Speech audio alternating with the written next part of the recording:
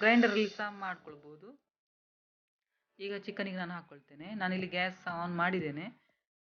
ಮಸಾಲ ಹಾಕಿ ನಮಗೆ ಎಷ್ಟು ತೆಳು ಬೇಕಂತೇಳಿ ನೋಡಿಕೊಂಡು ಮಾಡ್ಕೊಳ್ಬೇಕು. ತುಂಬ ತೆಳು ಸಹ ಒಳ್ಳೆಯದಾಗೋದಿಲ್ಲ ಇದು ಗ್ರೇವಿ. ಇದಕ್ಕೆ ಸ್ವಲ್ಪ ನೀರು ಸಹ ಹಾಕ್ತೇನೆ ಈಗ.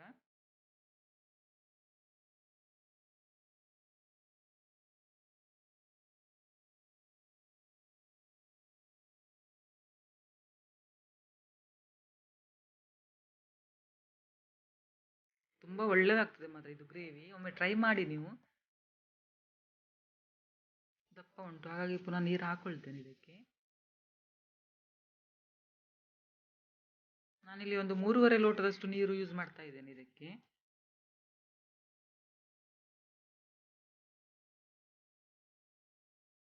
ನಾನೀಗ ಸ್ವಲ್ಪ ಹೈ ಫ್ಲೇಮಲ್ಲೇ ಇಟ್ಕೊಂಡು ಮಾಡ್ತಾ ಇದ್ದೇನೆ ಇದನ್ನು.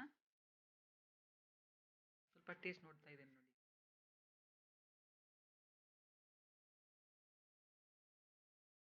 ಸಪ್ಪೆ ಉಂಟು ಇದು. ನಾನು ಹಾಗೆ ಸ್ವಲ್ಪ ಉಪ್ಪು ಸಹ ಇದಕ್ಕೆ ಹಾಕ್ತಾ ಇದ್ದೇನೆ.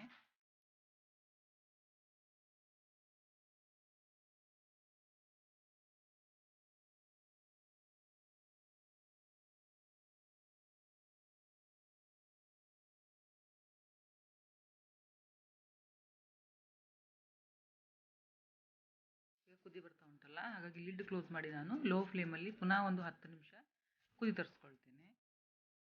ನೀವು ಕುಕ್ಕರಲ್ಲಿ ಡೈರೆಕ್ಟ್ ಮಾಡ್ಕೊಳ್ಳೋದಿದ್ರೆ ಚಿಕನ್ ನೋಡಿಕೊಂಡು ನೀವು ಇದು ಮಾಡ್ಕೊಳ್ಬೇಕಾಗ್ತದೆ. ಚಿಕನ್ ಈ ಥರ ಸ್ವಲ್ಪ ಎಳೆದೆಲ್ಲ ಆ ಥರ ಇದ್ದರೆ ಒಂದು ವಿಸಿಲ್ ಸಾಕಾಗ್ತದೆ. ಸ್ವಲ್ಪ ಬೆಳೆದದೆಲ್ಲ ಇದ್ದರೆ ಒಂದು 3-4 ವಿಸಿಲ್ ಆದರೂ ಬೇಕಾಗ್ತದೆ. ಆಗಿದೆ ಇದು. ಇದಕ್ಕೀಗ ಮೇಲ್ಗಡೆ ಸ್ವಲ್ಪ ಕೊತ್ತಂಬರಿ ಸೊಪ್ಪು ಹಾಕಿದರೆ ಗ್ರೇವಿ ರೆಡಿ ಆಯಿತು. ಇದನ್ನು ನೀವು ದೋಸೆ, ಇಡ್ಲಿ, ಪರೋಟ ಅಥವಾ ರೈಸ್ ಜೊತೆಲಿ ಸಹ ತೊಗೊಂಡ್ರೆ ತುಂಬ ಒಳ್ಳೆಯದಾಗ್ತದೆ. ನಾವಿಲ್ಲಿ ಕೋರಿ ರೊಟ್ಟಿ ಜಾಸ್ತಿ ತಿನ್ನೋದಲ್ಲ, ನಮ್ಮ ಸೌತ್ ಕೇಂದ್ರ ಸೈಡಿಗೆಲ್ಲ ನಾವು ಕೋರಿ ರೊಟ್ಟಿ ಅಂತ ಹೇಳ್ತೇವೆ. ಅದರ ಜೊತೆಲಿ ಜಾಸ್ತಿ ನಾವು ಇದನ್ನು ಚಿಕನ್ ಗ್ರೇವಿ ಎಲ್ಲ ತಿನ್ನೋದು. ಹಾಗಾಗಿ ನಾನು ರೊಟ್ಟಿ ಜೊತೆಲಿ ಇದನ್ನು ಸರ್ವ್ ಮಾಡ್ಕೊಳ್ತಾ ಇದ್ದೇನೆ. ಕೋರಿ ರೊಟ್ಟಿ ಹೇಳಿದರೆ ಇದು ನೀರು ದೋಸೆದ ಹಿಟ್ಟು ಉಂಟಲ್ಲ, ಅದರಲ್ಲೇ ಮಾಡ್ಕೊಳ್ಳೋದು. ಮತ್ತು ಬೇರೆ ಅದಕ್ಕೆ ಏನು ಆ್ಯಡ್ ಮಾಡೋದಿಲ್ಲ ಯಾರು ಸಹ. ಅಂದರೆ ವೆಜ್ಜಿನವ್ರು ಸಹ ತಿನ್ಬೋದು ಇದು ತರಕಾರಿದು ಗ್ರೇವಿ ಎಲ್ಲ ಹಾಕಿ.